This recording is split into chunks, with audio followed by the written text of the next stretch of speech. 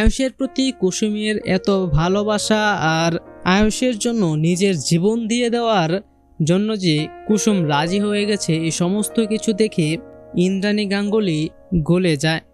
আর শেষ মুহূর্তে সে কুসুমকে নিজের ছেলের বউ হিসাবে মেনে নেয় এবং নিজে দাঁড়িয়ে থেকে আয়ুষ আর কুসুমের বিয়ে দেয়। হ্যাঁ সুপ্রিয় দর্শক, কুসুম ধারাবাহিকের একদম নতুন প্রমোতে তো আমরা এরকমটাই দেখতে পারবো।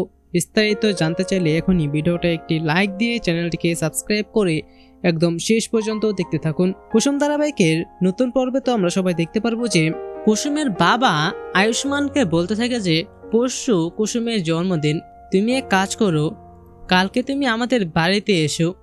আর তখন আয়ুষ তো একটু অবাক হয়ে যায়। আয়ুষ তারপর কুসুমের বাবাকে বলতে থাকে যে কুসুমের জন্মদিন যেহেতু পরশু দিন, তাহলে কালকে তুমি আমাকে ইনভাইট করছো কেন? আর তারপর কুসুমের বাবা তো একদম চুপ হয়ে যায়। সে মনে মনে ভাবতে থাকে যে কারণ কালকেই তো তুমি কুসুমকে একদম শেষবারের মতো দেখতে পারবে, এরপর তুমি যতই চাইলেও কুসুমকে আর কোনোদিনও দেখতে পারবে না। মূলত কালকেই হলো সেই যজ্ঞের ডেট।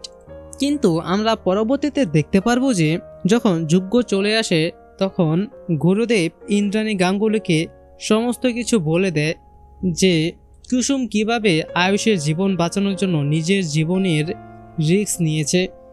আর এখানেই মূলত চলে আসে একটি টুইস্ট, আর সেটা হলো আসলে কুসুমকে মরতে হবে না। সেটা তো গুরুদেব নিজেই কুসুমকে পরীক্ষা করার জন্য কুসুমকে বলেছে যে যেহেতু তোমার কারণে আয়ুষের জীবন মরণের যজ্ঞ ভেস্তে গিয়েছে, তাই তোমাকে এখন আয়ুষকে বাঁচাতে হলে নিজেকে মরতে হবে, তুমি কি পারবে যজ্ঞ করতে? আর তখন কুসুম তো এক কথায় রাজি হয়ে যায়। মূলত গুরুদেব এটাই পরীক্ষা করতে চেয়েছিল যে আয়ুষের জন্য কুসুম নিজের জীবন দিতে পারে কিনা, কিন্তু এই পরীক্ষায় তো কুসুম পাশ হয়ে গেছে। আর তাই তো এবার গুরুদেব নিজেই ইন্দ্রাণীকে বলবে যে আমি খুঁজে পেয়ে গেছি, তোমার ছেলে আয়ুষের জন্য সবচেয়ে যোগ্য বউ একমাত্র হলো এই কুসুম। এই কুসুমই পারবে তোমার ছেলেকে সমস্ত রকমের বিপদ থেকে রক্ষা করতে, আর কেউ না। তাই আয়ুষের যদি কোনো বউ হয়ে থাকে তাহলে সেটা হবে একমাত্র কুসুম। আর তখন তো ইন্দ্রাণী গাঙ্গুলি গুরুদেবের মুখ থেকে কুসুমের এই সমস্ত কথা শুনে এবং এই পরীক্ষার কথা শুনে সে তো একদম অবাক হয়ে যায়।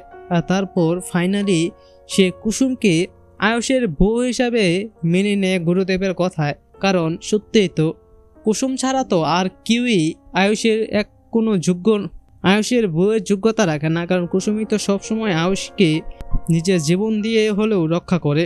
আর এই তারপরেই মূলত ইন্দ্রাণী গাঙ্গুলি কুসুমকে নিজের ছেলের বউ হিসেবে মেনে নিয়ে এবার নিজে দাঁড়িয়ে থেকে সে কুসুমের সঙ্গে আয়ুষের বিয়ে দেবে।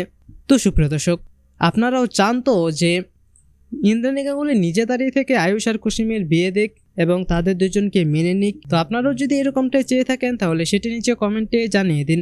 এবং এরকমই প্রতিদিনের সব আপডেট সবার আগে পেতে চাইলে এখনই আমাদের এই চ্যানেলটিকে সাবস্ক্রাইব করে দিন। ধন্যবাদ।